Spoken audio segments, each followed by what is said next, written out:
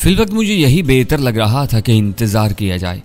मैंने एक रुक्का लिखकर जेब में रख लिया और केदार की आमद का इंतजार करने लगा। मैं जब भी यूसुफ की बैंडेज के लिए जाता था, केदार साथ ही होता था। केदार की आमद से पहले ही बापू ने मुझे आवाज दी। मैं हस्बे मामूल उनके चेहरे की तरफ झुक गया और अपना एक कान उनके होंठों से लगा दिया। उन्होंने अपनी बीमार मध्यम आवाज में कहा कि मैं बाएं तरफ वाली अलमारी खोलकर उसकी निचली दराज से तस्वीर वाली कापी निकालूं। मैंने इस हदायत पर अमल किया। बापू नीम दराज थे। मैंने एल्बम उनकी झोली में रख दी और मोटे शीशों वाली ऐनक उनकी आंखों से लगा दी। वो अपने सलामत हाथ को होले होले हरकत देने लगे और तस्वीरें देखने लगे। इनके खानदान ही की तस्वीर थीं, कुछ ब्लैक एंड वाइट, कुछ रंगीन।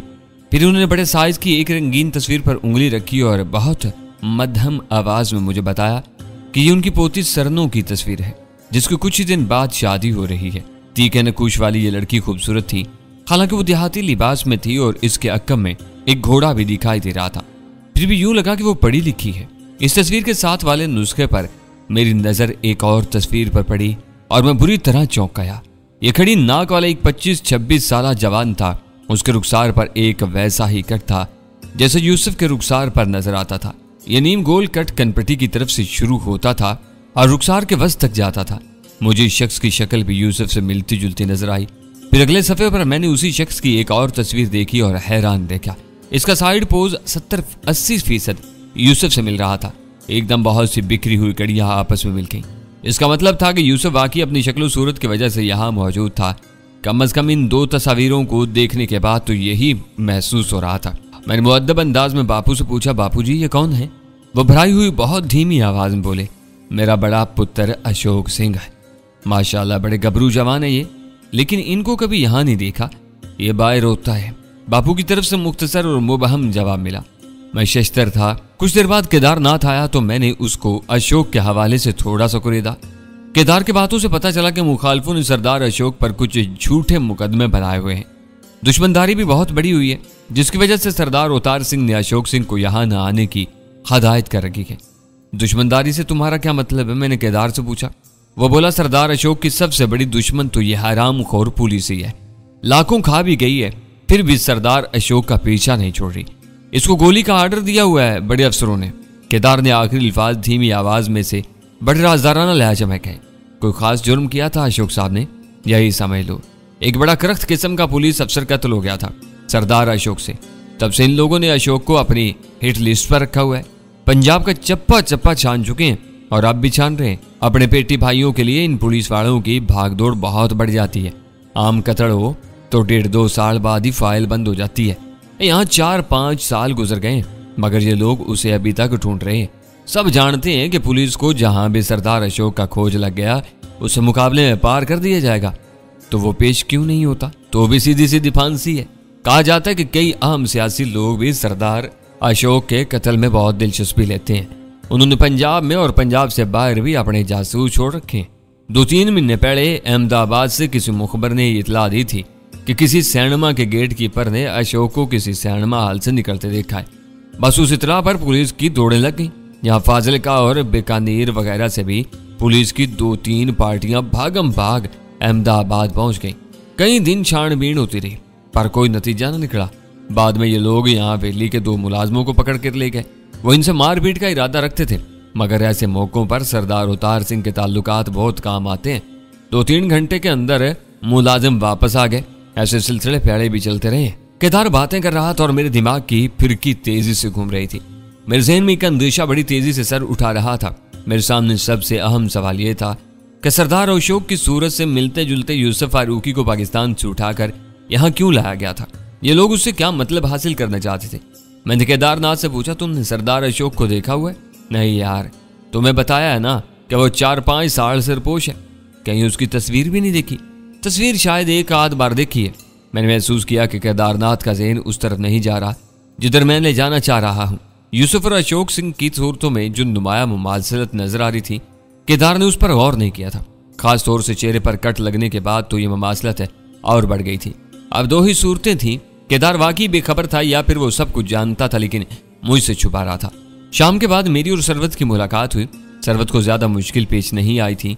अवतार सिंह की बूढ़ी माता जिसे वड्डी बेबे कहा जाता था, खामोश तबा और मजहबी औरत थी। उसकी सेहत भी कुछ दिनों से अच्छी नहीं थी। बुढ़ापे की दीगर बीमारियों के अलावा उसकी कमर के मोहरों में भी नक्स था, जिसके सबब वो सारा वक्त बिस्तर ही पर गुजारती थी। क्योंकि वो बहुत हल्की फुल्की थी, इसलिए उसे उठाने बिठाने में सरवत को खासी दिक्कत पेश नहीं आ रही थी। सरवत ने उसकी बातों से अंदाजा लगाया था कि वो किसी वजह से अपनी पोती की शादी पर ज्यादा खुश नहीं है। ढोलक बजती थी तो वह अपने कमरे का दरवाजा बंद करने का कह देती थी। मैं और सरवत तकरीबन आध घंटा एक साथ रहे। सरवत जल्द अज जल्द यूसुफ को देखना और उससे मिलना चाहती थी। उसकी ये बेताबी मेरे दिल पर चिरका सा लगाती थी। मैंने उसे यूसुफ से मिलने में जो मुजम्मिरात थे वो बता दिए थे। अब फैसला उसे ही करना था और उसका फैसला यही लगता था कि वो यूसुफ से मिलेगी। मैंने यूसुफ के लिए एक रुक्का लिख रखा था, इसमें चंद लाइनों का इजाफा कर दिया। इन लाइनों में मैंने यूसुफ को बता दिया कि सरवत यहाँ आ चुकी है और उसे मिलना भी चाह रही है। वो किसी भी वक्त उसे मिलने आ जाएगी। ये ना हो कि उसे अचानक देखकर वो चौंकन्ना हो जाए या चौंका हुआ नजर आए और केदारनाथ को शक हो। इस रोज केदार के साथ मैं यूसुफ की बैंडेज करने गया तो मैंने ये रुक्का हस्ब साबिक बड़ी सफाई से यूसुफ तक पहुंचा दिया। यूसुफ की कोहनी का जख्म अभी पूरी तरह ठीक नहीं था, मजीद मरहम पट्टी की जरूरत थी। अगले रोज मैंने सरवत और यूसुफ के मिलने का इंतजाम कर दिया। मैं बापू के पास कमरे में था और बाएं हाथ से इनकी लंबी सफेद दाढ़ी में कंघी कर रहा था। दाएं हाथ की कलाई पर मैंने पट्टी बांध रखी थी। मैंने बापू को बताया था कि इनके लिए पानी गर्म करते हुए मेरा पाँव फिसला है और कलाई का जोड़ मुड़ गया है। कुछ देर बाद जब केदारनाथ मुझे लेने के लिए आया ताकि मैं यूसुफ की पट्टी बदल सकूं तो मैंने उसे बताया कि आज तो मैं खुद भी जख्मी हूं, मेरे लिए दायां हाथ हिलाना मुश्किल हो रहा है। तो फिर उसने पूछा। मैंने कहा सुरैया को ले जाओ, वो मुझसे बेहतर करेगी। उसके लिए सरदार उतार जी से आज्ञा लेनी पड़ेगी। तो ले लो, मैंने कहा। केदार चला गया और उस रोज सरवत और यूसुफ की मुलाकात भी होगी। शाम को सरवत मुझसे मिलने आई तो उसने उस मुलाकात की सारी तफसील बताई। ये एक इत्तेफाक था कि उसे यूसुफ से तफसीली बातचीत का मौका मिल गया था। जब वो यूसुफ की पट्टी बदलने के लिए मर्दाने के उस कमरे में गई तो 2-3 मिनट बाद ही केदारनाथ को हरि सिंह की आवाज पड़ गई। वो जी छोटे सरदार कहता हुआ बाहर चला गया। उसकी वापसी आध घंटे से पहले नहीं हुई। ये मौका उन दोनों के लिए गनीमत था। उन्होंने सरगोशियों में हर तरह के सवाल और जवाब किए। सरवत ने यूसुफ को लाहौर से लेकर यहाँ तक की सारी रूदात सुनाई, कुछ भी उससे छुपा कर नहीं रखा। मैंने पूछा, तुमने ये भी बताया कि हम होटल में और जगत सिंह के घर में इकट्ठे रहते रहे? हाँ ताबिश, इसमें छुपाने की कोई बात नहीं थी। यूसुफ की सोच बुरी नहीं है, वो जानते हैं कि मियाँ बीवी के तौर पर सफर करना हमारी मजबूरी थी। मैंने सरवत की उस वजाहत का कोई जवाब नहीं दिया। बहरहाल मेरे ज़हन में यह खदशा बदस्तूर मौजूद रहा कि यूसुफ के दिल में शकूक व शुबहात की कोंपलें खिलेंगी। रात को मैं देर तक जागता रहा, दिल में अजीब सी बेचैनी थी। सरवत एक बार फिर अपनी सोचों का रुख यूसुफ की तरफ मोड़ रही थी। वो मिले थे, उन्होंने तवील तबादला ख्याल किया था। यकीनन इनके दरमियान वो फासला कम हुआ था जो लाहौर में उस वक्त पैदा हो गया था जब सरवत ऑस्ट्रिया से आई थी और उसने यूसुफ के गर्म जोश इस्तकबाल को कोई अहमियत नहीं दी थी। बहरहाल यूसुफ जिस किस्म के हालात में फंसा हुआ था, इसके लिए हमदर्दी और फिक्रमंदी के एहसास पैदा होना कुदरती बात थी और ये एहसास सरवत में भी पैदा हो रहे थे। मैं देर तक जागता रहा, फिर हवा खोरी के लिए पिछले सहन में चला गया। तहम इससे पहले मैंने इत्मीनान कर लिया कि बापू सो रहे हैं। नींद की हालत में ये करीबुल मर्ग बापू सरदार किसी मोमी तस्वीर की तरह नजर आता था। मैं सहन में आ गया। तारीक आसमान पर सितारों की बसात बिछी हुई थी। इन्हीं में से कोई एक सितारा मेरी वालदा थी और कोई एक सितारा शायद भांडियल स्टेट की सुल्ताना भी थी। और सुल्ताना ने मुझसे कहा था, महरोज, एक दिन वो लड़की तुम्हें जरूर मिलेगी जिसे तुम बहुत ज्यादा प्रेम करत हो, और जब वो तुमसे मिलेगी ना तो उससे कहना कि एक दूर देश में तुम्हारी बहन भी थी जो बिन देखे ही तुम्हारी मोहब्बत में गिरफ्तार थी, और फिर मेरे बालू को मेरी इस बहन की गोद में डाल देना। उसने और भी बहुत कुछ कहा था। उम्मीद और मोहब्बत के अमेजे में लथड़ी हुई कई बातें की थी, लेकिन जरूरी तो नहीं होता कि इंसान जो कुछ सोचे वो पूरा भी हो।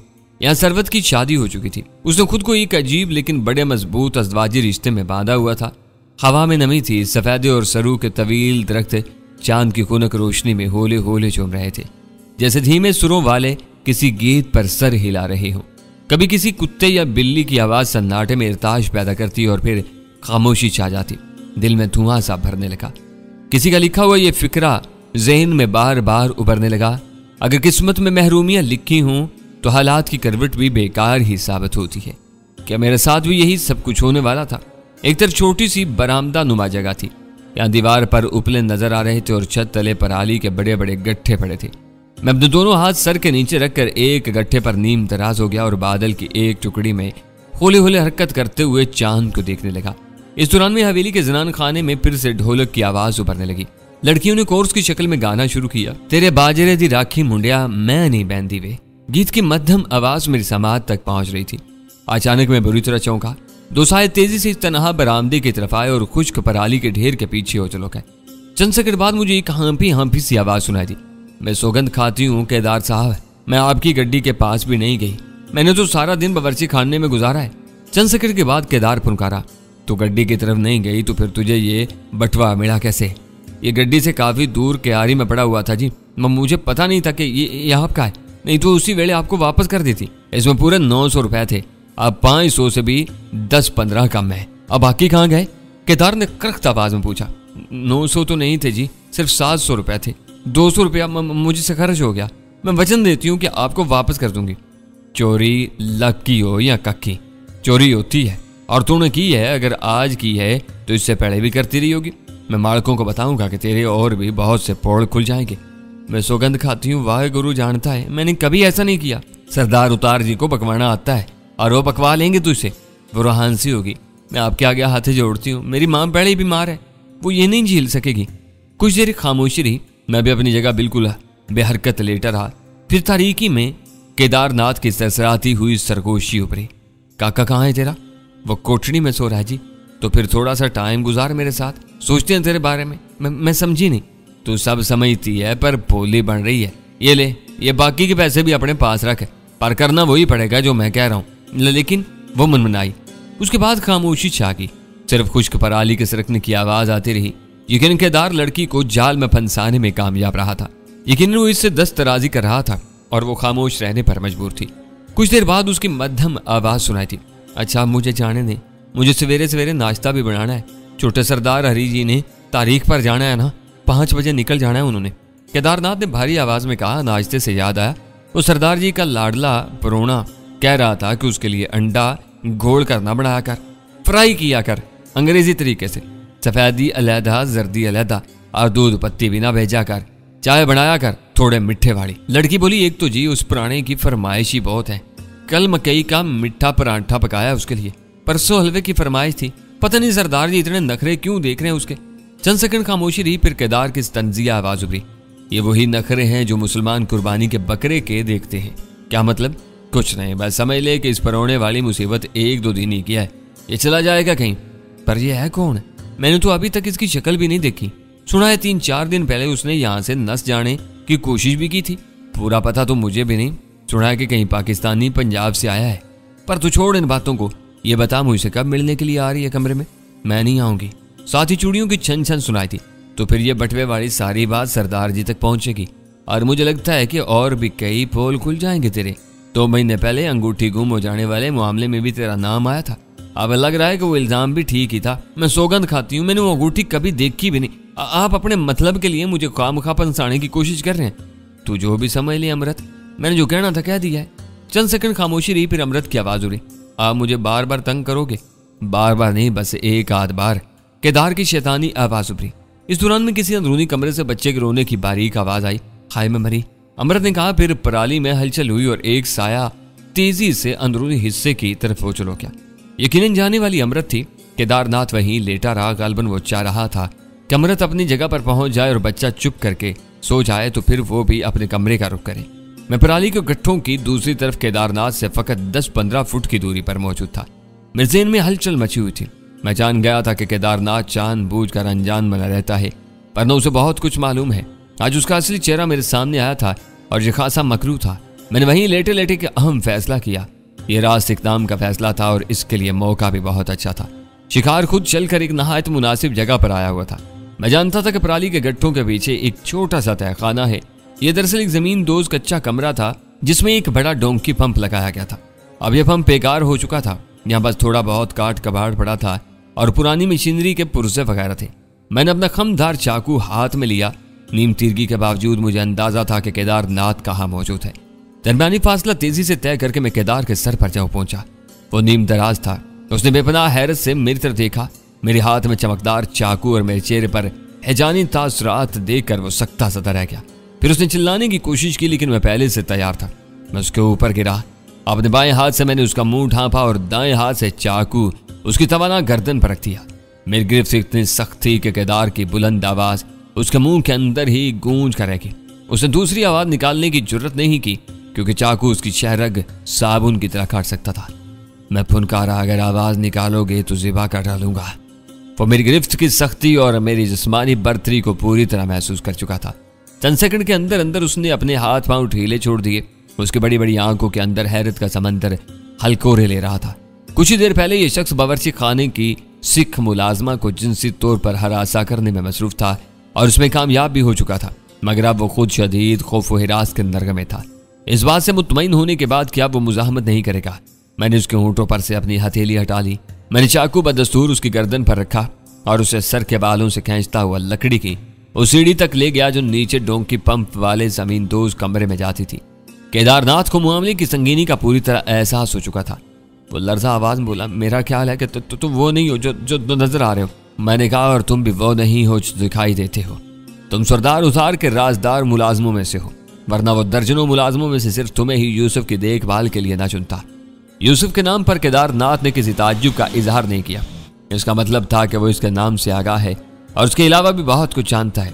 मैंने सबसे पहले केदारनाथ की तलाशी ली। उसने पैंट शर्ट पहन रखी थी। उसके जेबों से गाड़ी की चाबी और सिगरेट का पैकेट मिला। इसके अलावा वो बटुआ भी निकला जिसका जिक्र वो अभी थोड़ी देर पहले डरी सहमी अमृत से कर रहा था। उसकी जेब से निकलने वाला मोबाइल फोन मैंने फौरन ऑफ कर दिया। ये वही मोबाइल था जिसके जरिए मैं जगत से राब्ता करता रहा था। केदार के लिबास से मिलने वाली सबसे अहम शय इस कमरे की चाबी थी जहां यूसुफ बंद था। मैंने ये चीजें एक तरफ रख दी। मैंने एक बार फिर उसके सर के बाल पकड़े और आतशीन लहजे में कहा, केदारनाथ, आज रात तेरी जान सिर्फ एक ही सूरत में बचेगी। मुझे सच सा बताएगा कि यहाँ यूसुफ फारूकी के साथ क्या खेल खेला जाने वाला है और किस तरह। अब मेरी बात के जवाब में यह मत कहना कि मैं कुछ नहीं जानता, क्योंकि मैं जानता हूं कि तुम जानते हो। तुमने अभी थोड़ी देर पहले अमृत से कहा है कि मेहमान यानी यूसुफ का खेल खत्म होने वाला है। तुमने इसे कुर्बानी का बकरा बनाया है।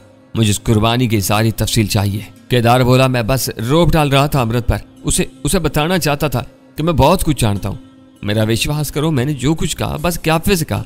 मैंने एक बार फिर उसके सर के बाल मुट्ठी में जकड़ लिया और उसे दीवार के साथ लगाकर चाकू की नहायत तेज धार उसकी गर्दन पर रख दी। केदार, मैंने कहा ना कि ये साबुन की तरह काटेगा और ये ऐसा ही करेगा। मुझे गोली मत दे, वरना इस जगह तेरा बोलो राम हो जाएगा। मैं बहुत कुछ जान चुका हूँ, बस बहुत थोड़ा तुझसे जानना है।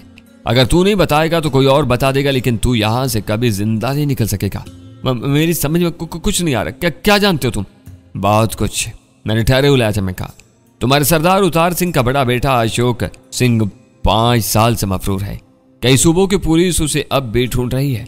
अब सरदार उतार सिंह को इत्तेफाक से यूसुफ की शक्ल में एक ऐसा बंदा मिल गया जो शक्ल सूरत और कद काठ में बहुत हद तक अशोक सिंह से मिलता है। अशोक सिंह के गले से सारी बलाएं उतारने के लिए यूसुफ को बलि का बकरा बनाया जा रहा है।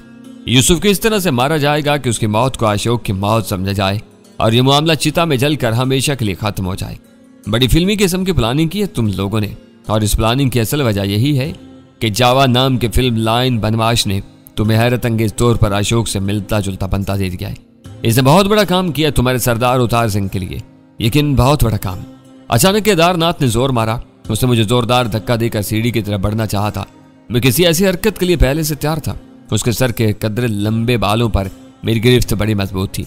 वो मुझे पीछे हटाने में नाकाम हुआ तो उसका धक्का सहने के बाद मैंने एक बार फिर उसके होंठों पर अपनी हथेली जमाई और चाकू का भरपूर वार किया। चाकू का 3/4 फल केदार की दाईं रान में घुस गया। वो चिल्लाया और मछली की तरह तड़पा, लेकिन उसकी आवाज मेरी हथेली के नीचे ही गूंज कर रह गई। मैं झटके से चाकू खींचा। उसके पतलून खून से रंगीन होने लगी और जिस्म तकलीफ से लरजने लगा। अगला बार तुम्हारे पेट पर करूंगा और नाव के साथ एक और नाव बना दूंगा, मैंने बेरहम लहजे में कहा। वो मुसलसल करा रहा था।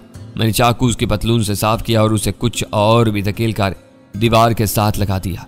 मेरी हथेली बदस्तूर उसके होंठों पर थी। कहीं दूर हवेली के अंदरूनी कमरों से खवातीन का मध्यम कहका सुनाई दिया और उसके साथ ही ढोलक बजने लगी। यहाँ जमीन दोज कमरे में केदारनाथ समझ चुका था कि सूरत-ए-हाल उसकी तवक्का से कहीं ज्यादा संगीन है, और अगर उसने मेरी बात नहीं मानी तो यह सुहानी शब उसके जीवन की आखिरी शब साबित हो सकती है। करीबन 10 मिनट बाद केदारनाथ जंग खलूदा डोंकी पंप से टेक लगाए जमीन पर बैठा था और उसने अपनी जख्मी रान दोनों हाथों से थाम रखी थी। मैं उसके ऐन सामने दीवार से टेक लगाए खड़ा था। वो करा रहा था और मेरे सवालों के जवाब दे रहा था। उसने जो कुछ बताया और जो कुछ मैंने उससे अपने सवालों के जरिए उगलवाया खासा सनसनीखेज था। यूसुफ को बाकी मौत के मुंह में धकेला जा रहा था और यह काम बस 48 घंटे के अंदर ही होने वाला था। आध पौन घंटे की गुफ्तगू में केदारनाथ ने जो कुछ बताया उसका खुलासा कुछ यूं है। मकामी पुलिस को हमेशा शक रहा था कि हवेली में होने वाली किसी अहम तकरीब में अशोका सिंह चोरी छुपे शरीक होगा। यह भी एक ऐसा ही मौका था। अशोका की इकलौती बहन सरनो कौर की शादी धूमधाम से हो रही थी। कल इसकी तेल वगैरह की रस्म थी। इस रस्म के फौरन बाद यूसुफ को खत्म करने का फैसला कर लिया गया था। प्रोग्राम बड़ा सनसनीखेज था। इस प्रोग्राम के मुताबिक यूसुफ को एक चकमा दिया जा रहा था, उसे गाड़ी दी जा रही थी और आजाद किया जा रहा था। इसे कहा जा रहा था कि फाजिलका की तरफ चला जाए। फाजिलका के बड़े डाक खाने के सामने उसे एक बंदा मिलेगा, बाकी का काम वो संभालेगा और उसे पूरी हिफाजत से बॉर्डर पार करा के पाकिस्तान पहुंचा देगा। प्रोग्राम के मुताबिक यूसुफ को कभी फाजिलका के कस्बे तक नहीं पहुंचना था। रास्ते में कम से कम 3 जगह पुलिस नाके मौजूद थे। गाड़ियों की चेकिंग होती थी। इनमें ही से किसी नाके पर यूसुफ को बतौर अशोका सिंह पहचान लिया जाना था या इस पर नहायत तगड़ा किस्म का शक हो जाना था। दूसरी तरफ यूसुफ को हदायत की गई थी कि अगर कहीं पुलिस इसे रोकने की कोशिश करे तो वो रुकेगा नहीं और हर सूरत फाजिलका की हदूद में पहुंचेगा। अब इससे आगे का ड्रामा और भी संगीन था। यूसुफ की गाड़ी के नीचे करीबन 4 किलो TNT वाला एक रिमोट कंट्रोल बम नस्फ कर दिया गया था। जब सरदार अवतार सिंह के एहलकार ये देखते कि पुलिस यूसुफ के पीछे लग गई है और स्टेज पूरी तरह तैयार हो चुका है तो यूसुफ की गाड़ी को धमाके से उड़ा देते। इन एहलकारों को एक दूसरी गाड़ी में यूसुफ के पीछे पीछे रहना था।